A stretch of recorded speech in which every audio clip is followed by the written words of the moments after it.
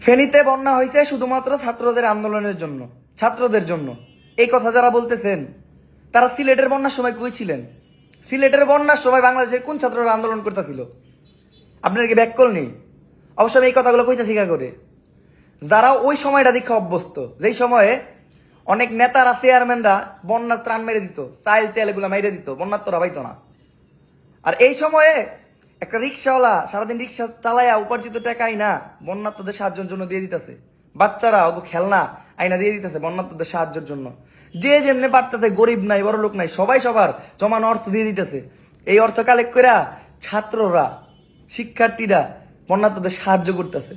এমনকি শিক্ষার্থীরা সারাদিন পরিশ্রম দিতেছে, নিজেরা অর্থ দিয়ে ত্রাণ দিতেছে। পুরা দেশের মানুষ ওই বন্যার্থদের বাঁচানোর জন্য এক হয়ে গেছে। অবশ্যই এই সময় তো তাকে সহ্য হইব না, তাকে জলে জলে জলে জলাজলি বাদ দেন ভাই। মানুষের বিপদে মানুষের পাশে দাঁড়ান, সমালোচনা করেন না। অবশ্য আমরা যতই কই সমালোচনা হবেই, ভালো করেন খারাপ করেন সমালোচনা থেকে যাইব, কারণ সমালোচনাকারী থাইকা যাইব।